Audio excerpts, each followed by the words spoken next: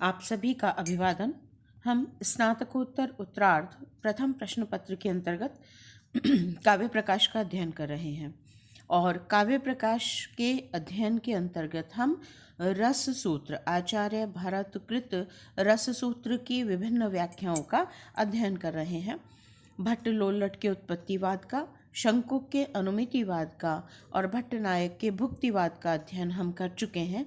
आज हम काव्य जगत में सर्वाधिक समादृत या प्रचलित, दोनों में से दोनों ही कह सकते हैं, सर्वाधिक समादृत और सर्वाधिक प्रचलित आचार्य अभिनव गुप्त के मत का अध्ययन करेंगे, जिसे रसाभिव्यक्तिवाद कहा जाता है।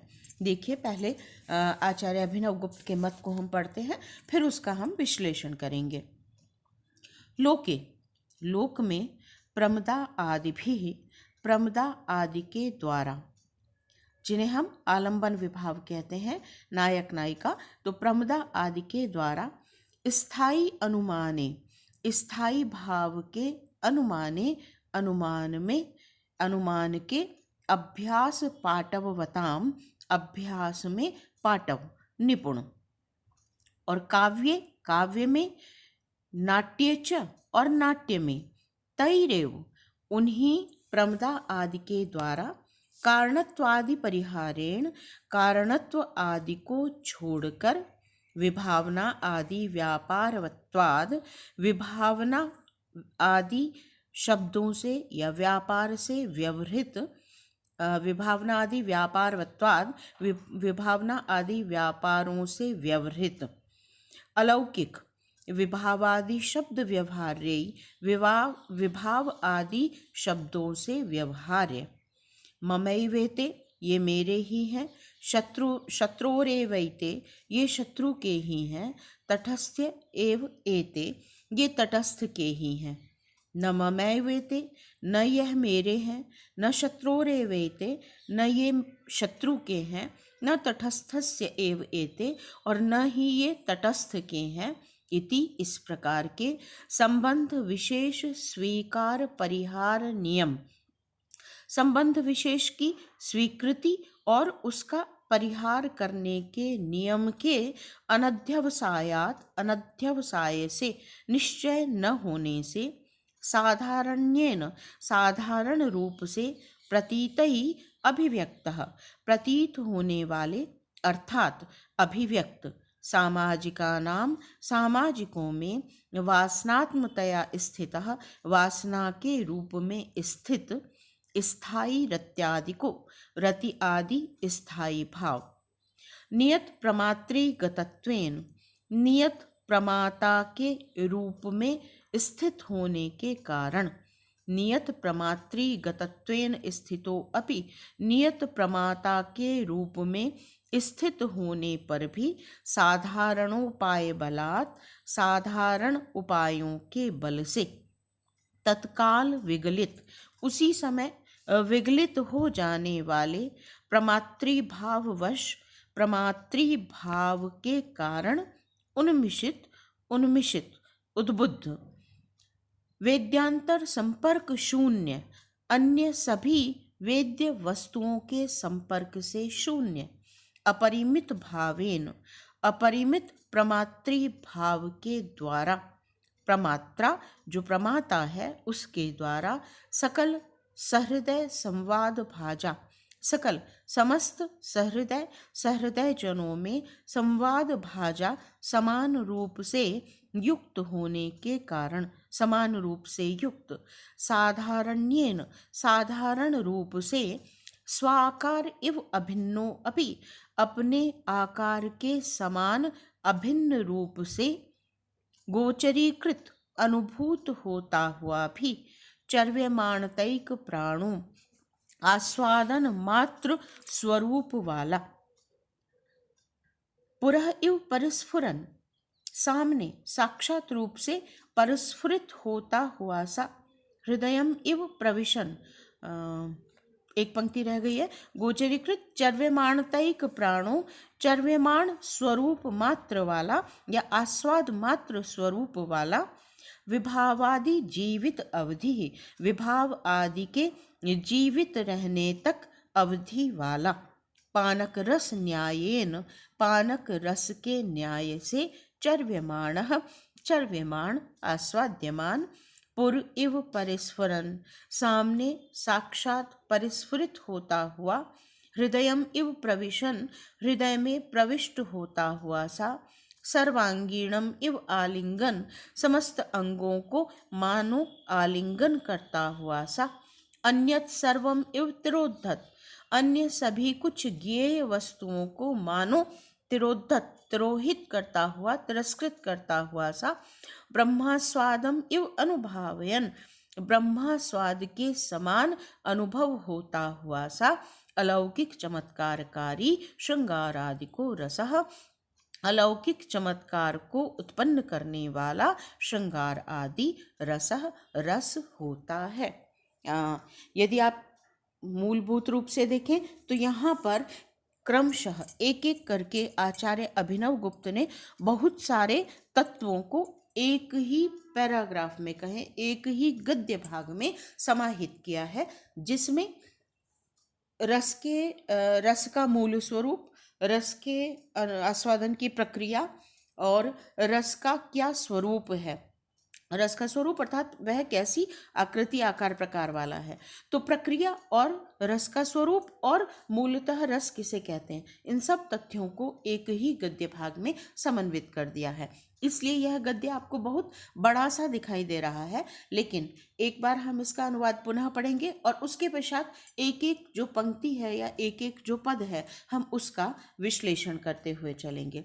एक बार पुनः देखिए, लोके, लोक में, प्रमदा आदि भी, प्रमदा स्त्री जिसे कहते हैं, तो नवयुवती या प्रमदा आदि के द्वारा स्थायी अनुमाने, स्थायी भाव का अनुमान करने के अभ्यास पाठवताम, अभ्यास में निपुण, काव्य नाट्ये च, काव्य और नाट्य में, तैरेव, उन्हीं प्रमदा आदि के द्वारा, कारणत्वादि परिहारेण, कारणत्व आदि को छोड़कर, विभावनादि व्यापारवत्वात्, विभावना आदि व्यापार से व्यवहृत, अलौकिक विभावादि शब्द व्यवहार्य, अलौकिक विभाव अनुभाव आदि शब्दों से व्यवहार के योग्य, मम एव एते शत्रुरेव एते, ये मेरे ही हैं, ये शत्रु के ही हैं, तटस्थ एव एते, ये तटस्थ के ही हैं, अथवा न ममैव एते न शत्रुरेव एते न तटस्थस्य एव एते, न ये मेरे हैं, न शत्रु के ही हैं और न ही तटस्थ के हैं, इति इस प्रकार के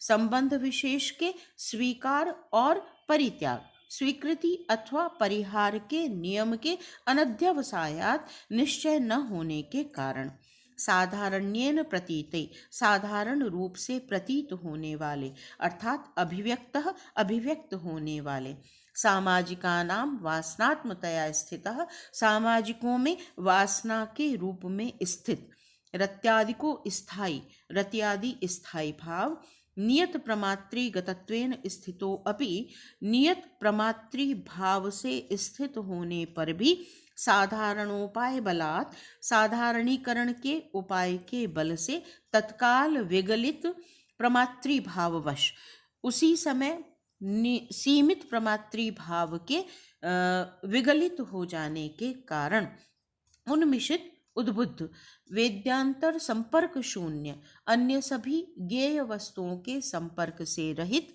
अपरिमित भावेन प्रमात्रा, अपरिमित भाव से जो प्रमाता है उस प्रमाता के सकल सहृदय संवाद भाजा, समस्त सहृदयों के द्वारा समान रूप से उपभोग के योग्य, साधारण्येन, साधारण रूप से या साधारणीकरण के द्वारा, स्वाकार इव अभिन्नो अपि, अपने आकार से अभिन्न होने पर भी, गोचरीकृतः, गोचरीकृत, अपने आस्वादन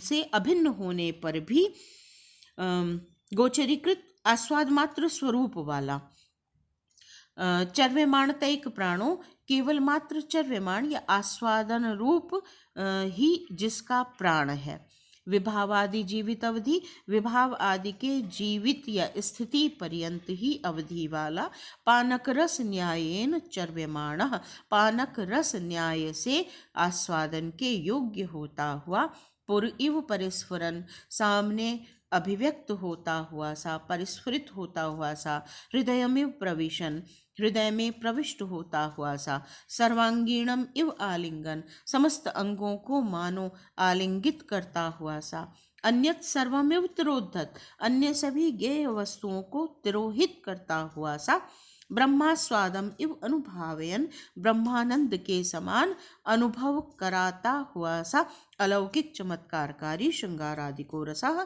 अलौकिक चमत्कार को उत्पन्न करने वाला श्रृंगार आदि रसः रस कहा जाता है। ठीक है, यह संपूर्ण गद्य भाग का हमने अनुवाद पढ़ा। अब हम इसके विश्लेषण के स्तर पर आते हैं और एक एक तथ्य को यहाँ स्पष्ट करते हैं। क्या कहा? लोके प्रमदादिभिः स्थायी अनुमाने अभ्यास पाटववताम काव्य नाट्य च तैरेव। लोक में जब हम रति आदि भावों का, स्थायी भावों का अनुभव करते हैं तो वहाँ पर जो कारण होते हैं, नायक के लिए नायिका कारण है, नायिका के लिए नायक कारण है।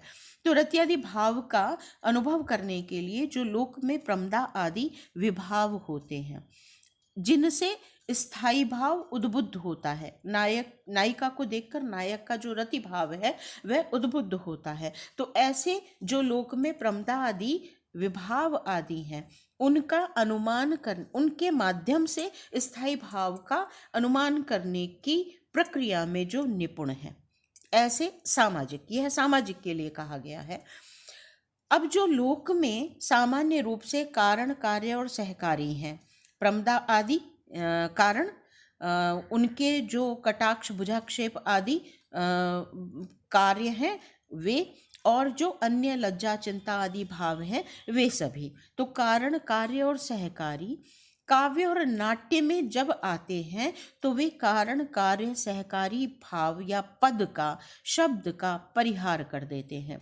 कारणत्वादि परिहारेण कारण, कार्य, सहकारी शब्दों का त्याग कर देते हैं और तब वे क्या कहलाते हैं?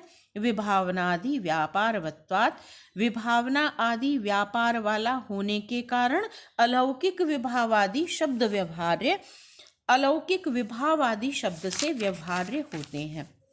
क्या कहा इन्होंने? विभावना आदि व्यवहार के कारण। विभावना का अर्थ है सूक्ष्म रत्यादि में आस्वाद योग्यता का आविर्भाव कराना, ये विभावन व्यापार है। और अनुभावन व्यापार क्या है? रत्यादि भावों को अनुभव का विषय कराने वाला। और सहचारी भाव या संचारी भाव क्या है? रत्यादि भावों का संचारण करने वाला।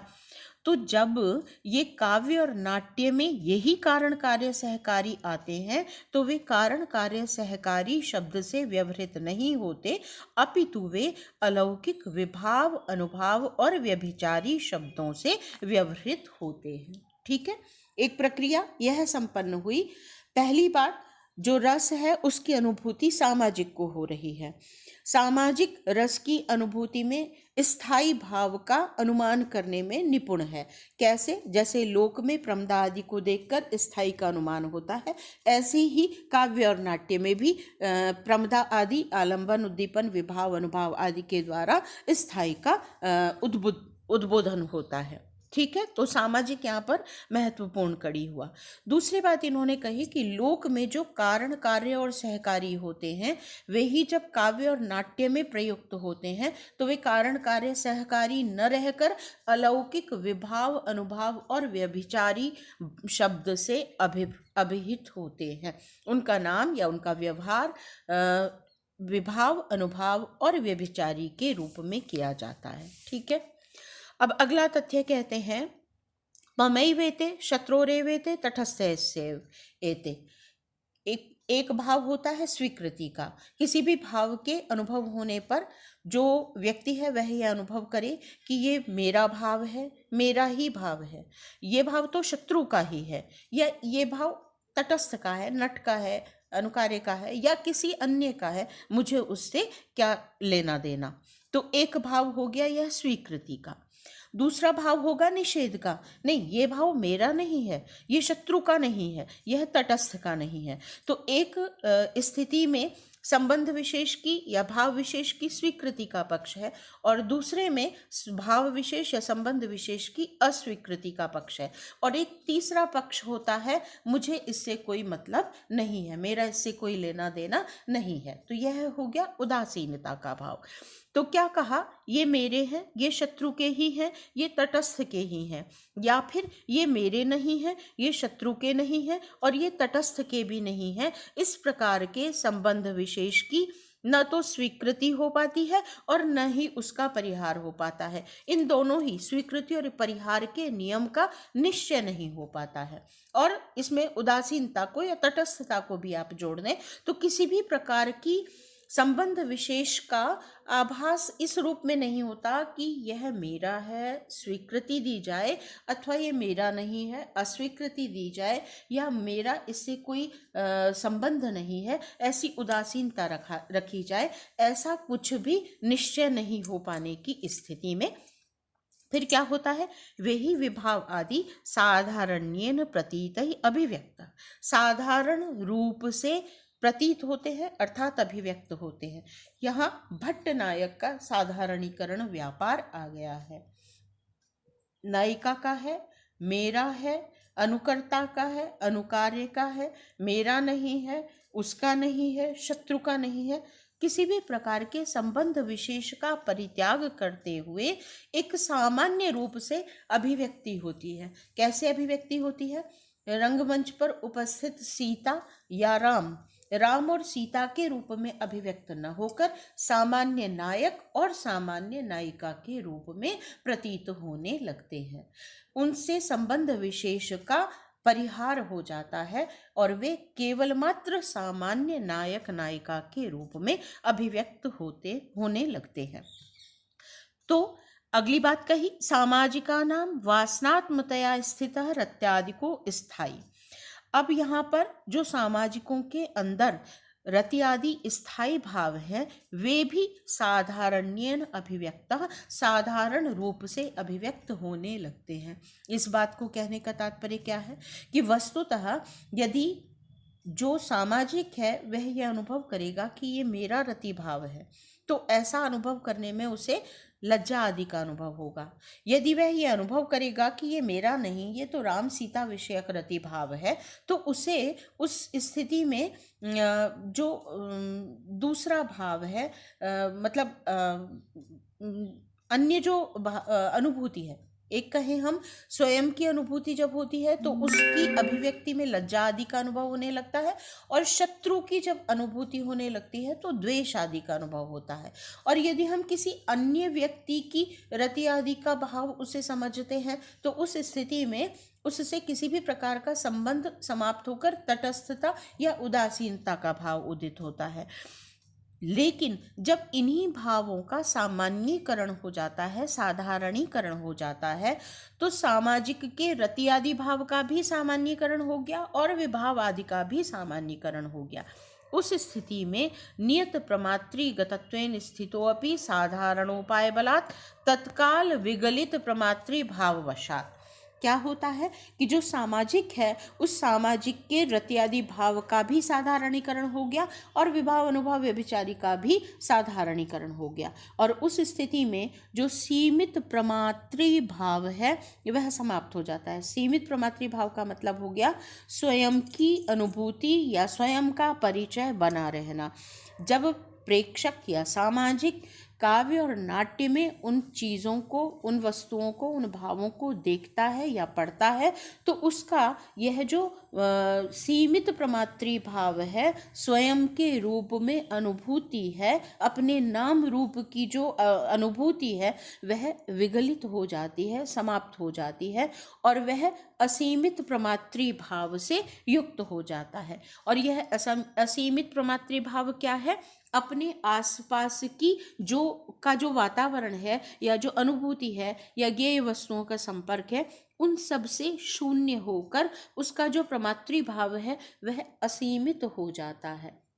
इसे हम इस रूप में देख सकते हैं कि जैसे ही आप कोई चलचित्र, जिसे हम पिक्चर कहें, पिक्चर या टीवी पर कोई नाटक आदि देखते हैं तो वहाँ पर जो जब आप उसे देख रहे होते हैं उस समय जो पात्र हैं उन पात्रों के साथ आपका जो तादात्म्य स्थापित हो जाता है, उस समय न आप स्वयं रहते हैं और न वह पात्र विशेष रहता है, अपितु एक सामान्य नायक के रूप में आप उसे अनुभव करते हैं और इतनी तादात्म्यता के साथ अनुभव करते हैं कि आप स्वयं वह पात्र बन जाते हैं। यह होता है असीमित प्रमातृ भाव का हो जाना, अर्थात आप अपनी स्वयं की पहचान भूलकर उसी पात्र के रूप में समाविष्ट हो जाते हैं, उसी पात्र का रूप या भाव धारण कर लेते हैं। यह होता है असीमित प्रमातृ भाव।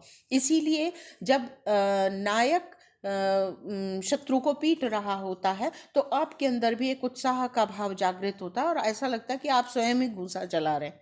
अथवा हम ये कहें कि जब नायिका रो रही होती है तो जो सामाजिक है, देखने वाला है, वह भी अंदर से दुखी होकर रोने लगता है, मानो वह उसका अपना स्वयं का दुख हो। तो ये जो भाव है इसे हम कहते हैं असीमित प्रमातृ भाव हो जाना।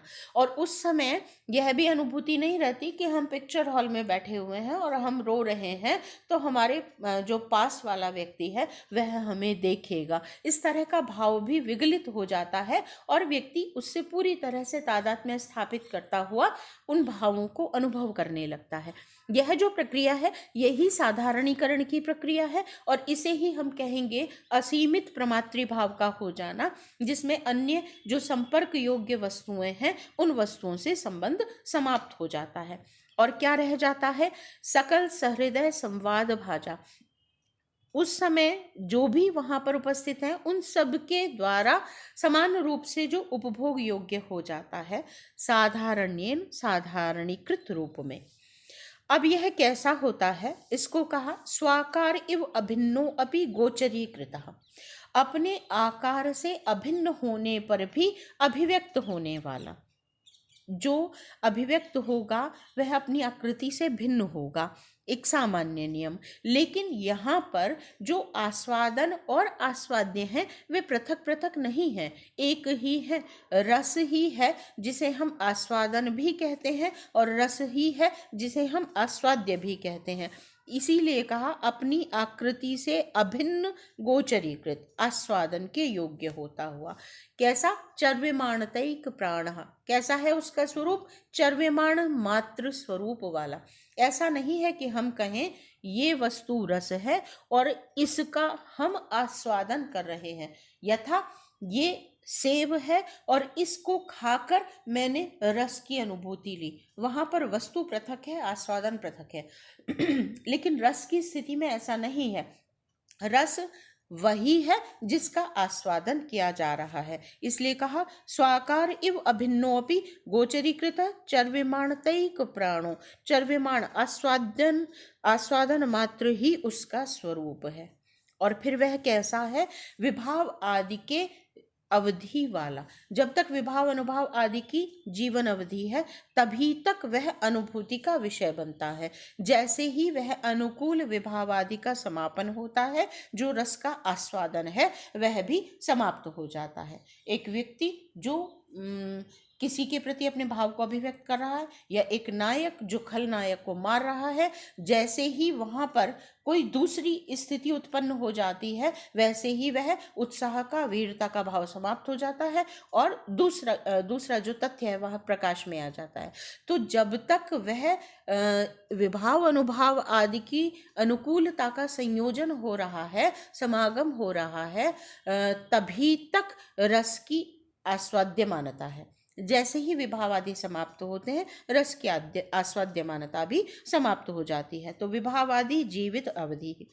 और फिर कहा पानक रस न्यायेन चर्व्यमाण।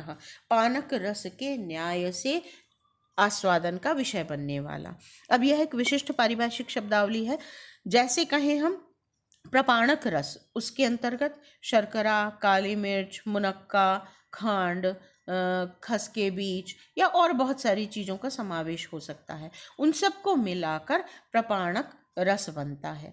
अब जब उसे हम पीते हैं, उसका आस्वादन करते हैं, तो सभी वस्तुओं का पृथक पृथक एक आस्वादन है। लेकिन जब वे सब मिलती हैं तो उसका जो आस्वाद बनता है, उसका जो की जो अनुभूति होती है, वह उन सब चीज़ों के या वस्तुओं के आस्वादन से भिन्न होती है।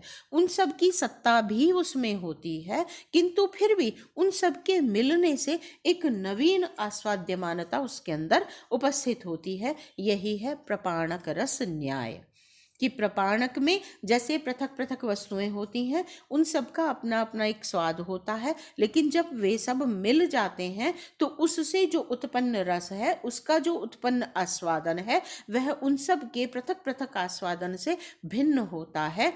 इसी प्रकार विभाव, अनुभाव, व्यभिचारी आदि जब मिल जाते हैं रति आदि भावों के साथ, तो वे पानक रस न्याय से आस्वादन के योग्य होते हैं। इन सब की पृथक पृथक उपस्थिति होने के पश्चात भी इन सब का जो सम्मिलित आस्वादन है, वह उनसे उससे पृथक होता है।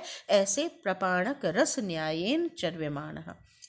और अब रस कैसे अनुभूति का विषय बनता है, उसका स्वरूप कहा। पुर इव परिस्फुरन, जब रस की अनुभूति होने लगती है तो ऐसे लगता है मानो रस का अपलावन हो रहा है हमारे संपूर्ण शरीर में, साक्षात रूप से वह परिस्फुरित हो रहा है।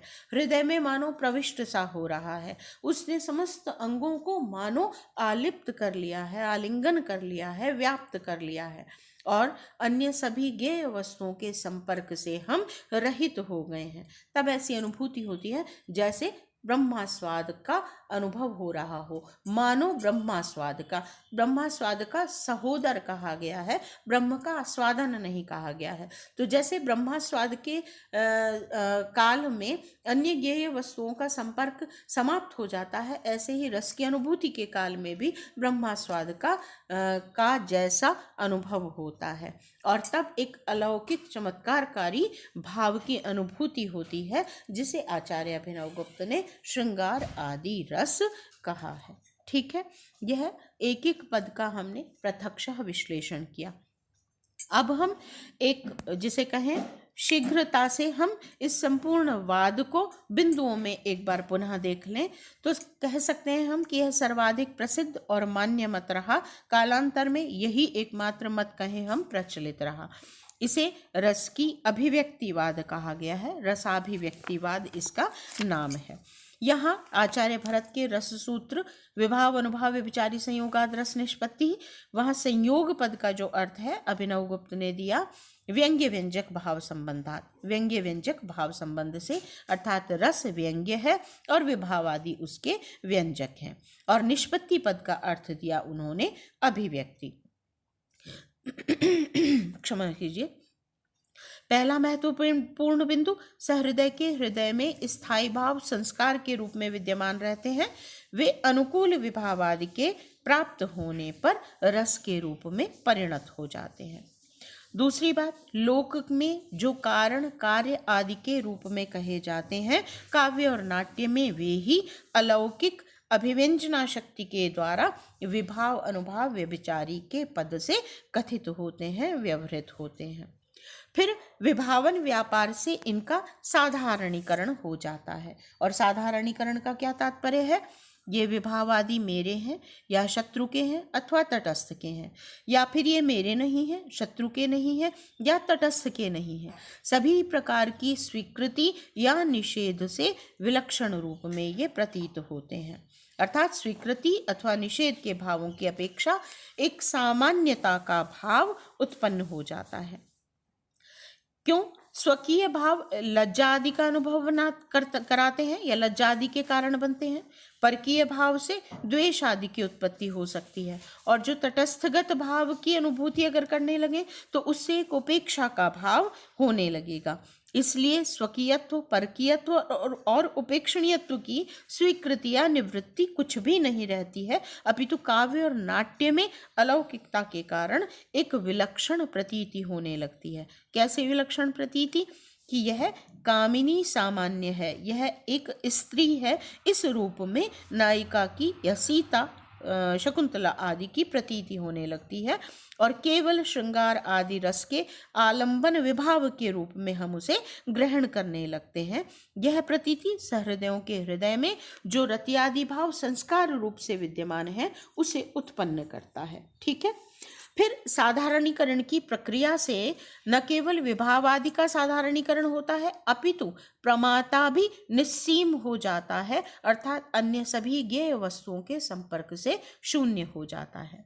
फिर जैसे ज्ञान और ज्ञान के विषय में अभेद होता है, महत्वपूर्ण बात है, इसे समझिएगा कि जो ये कहा जाए यदि कि प्रमाता के प्रत्येक अनुभव के साथ उसकी व्यक्तिगत भावना जुड़ी होती है,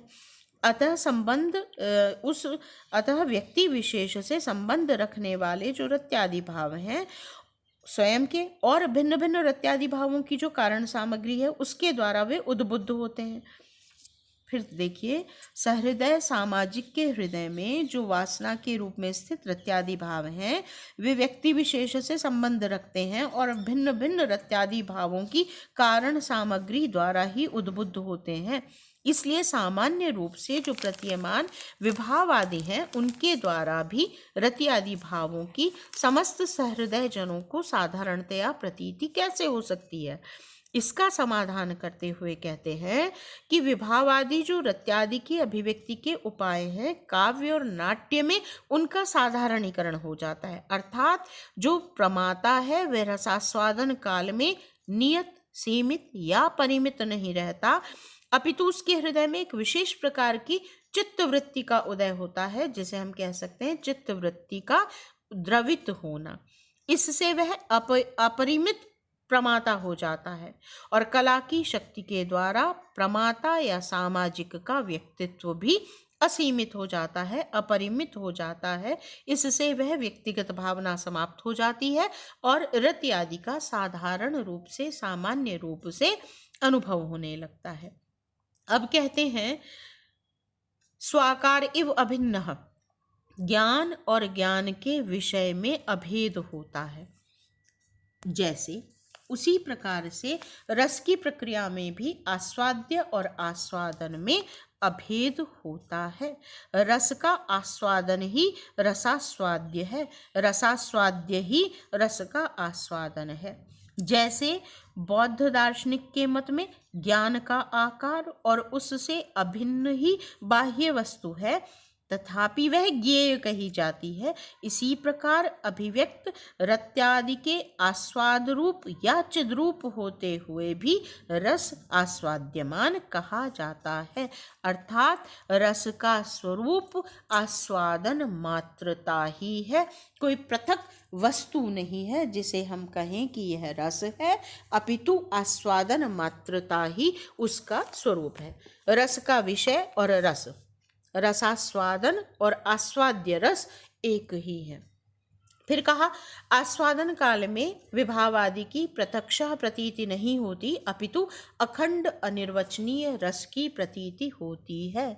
विभाव अलग होता है, अनुभाव पृथक होता है, व्यभिचारी भाव पृथक होता है और इन सब की अलग अलग अनुभूति भी आप कर सकते हैं। तथापि जब रस की अनुभूति होती है तो हमें ऐसा प्रतीत नहीं होता कि ये विभाव का अनुभव हुआ, ये अनुभाव का अनुभव हुआ या ये व्यभिचारी भाव का अनुभव हुआ, अपितु एक अखंड अनिर्वचनीय श्रृंगार रस की अनुभूति होती है या अखंड अनिर्वचनीय हास्य रस की अनुभूति होती है या अखंड अनिर्वचनीय करुण रस की अनुभूति होती है। अर्थात पृथक पृथक विभाव आदि की अनुभूति भी होती है, हो सकती है, लेकिन जब हम रस का आस्वादन कर रहे होते हैं उस समय हमें वह अखंड रूप में आस्वादित होता है, श्रृंगार के रूप में या करुण के रूप में या रौद्र के रूप में या वीर के रूप में उसकी सत्ता अखंड होती है, अनिर्वचनीय होती है।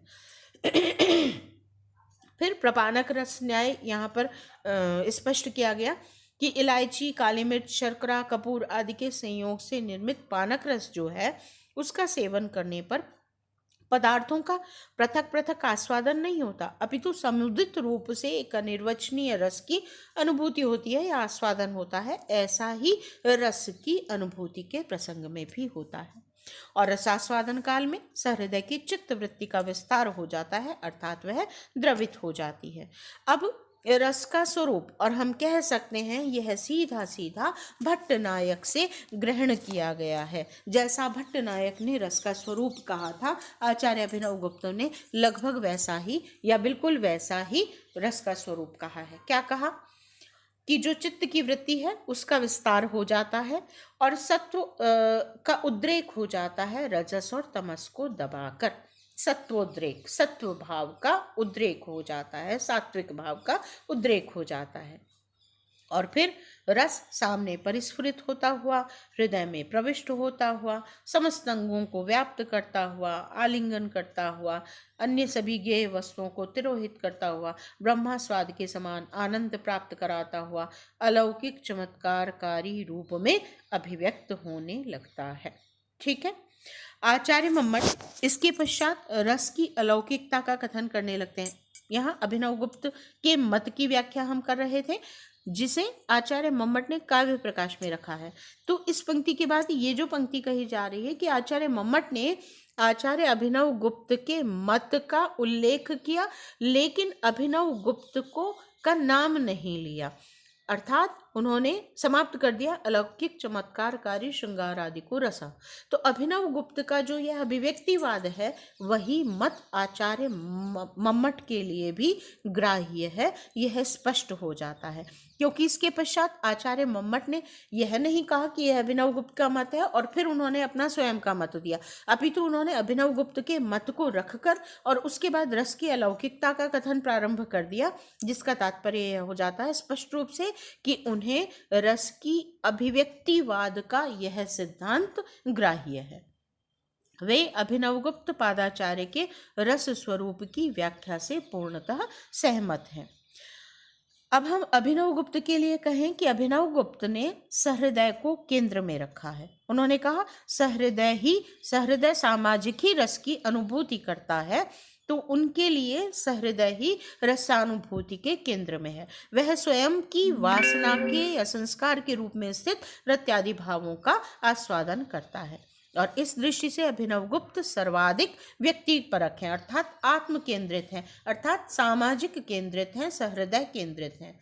जैसे भट्ट लोल्लट ने अनुकार्य को मूल में रखा, शंकुक ने भी अनुकार्य में रस की अवस्था मानी।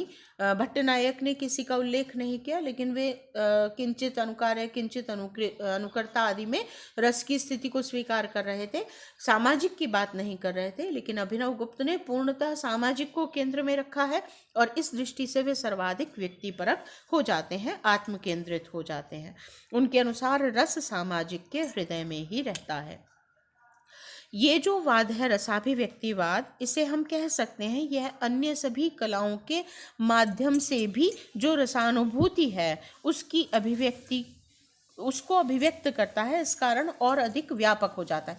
केवल काव्य या नाट्य की दृष्टि से ही नहीं, अपितु अन्य जो कलाएं हैं, स्थापत्य है, चित्रकला है, या अन्य और भी जो कलाओं की विधाएं हैं, उन सब में भी जो अलौकिक आनंद की अनुभूति होती है वह अभिव्यक्तिवाद के रूप में या अभिव्यक्तिवाद उन्हें पूरी तरह से स्पष्ट कर देता है, या उस रसानुभूति को शब्द दे पाता है। इसलिए हम ये कह सकते हैं कि अन्य कलाओं के माध्यम से भी रसानुभूति को आचार्य अभिनव गुप्त का जो मत है वह विश्लेषित कर पाता है। फिर अभिनव गुप्त ने रस का अत्यंत सूक्ष्म तात्विक विवेचन और हम कहें मनोवैज्ञानिक विवेचन करते हुए उसे दर्शन की उच्च भूमि पर पहुंचा दिया।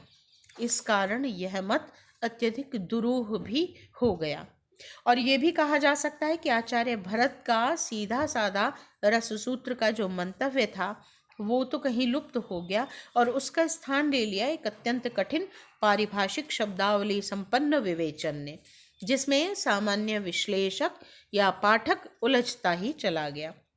लेकिन फिर भी प्रबुद्ध आलोचकों के लिए ये जो रस सिद्धांत है, रसाभिव्यक्तिवाद है, यह सुमधुर भोज्य के तुल्य है, अर्थात वे लगातार उसका चर्वण करते हैं और उससे नवीन से नवीन तथ्यों का उद्भावन करते हैं, अर्थात उनमें वह फिर भी सर्वाधिक प्रचलित रहा, सर्वाधिक मान्य रहा, सर्वाधिक ग्राह्य रहा, ये हम कह सकते हैं। क्योंकि इसने सामाजिक को केंद्र में रखा। क्योंकि यह अन्य कलाओं के माध्यम से भी रसानुभूति को अभिव्यक्त करने में सक्षम है और यह मनोवैज्ञानिक स्तर पर उसे परिभाषित कर पाता है, इसलिए वह सर्वाधिक ग्राह्य मत रहा। और कालांतर में यही जो सिद्धांत है यह एकमात्र मान्य सिद्धांत के रूप में प्रतिष्ठित हो गया।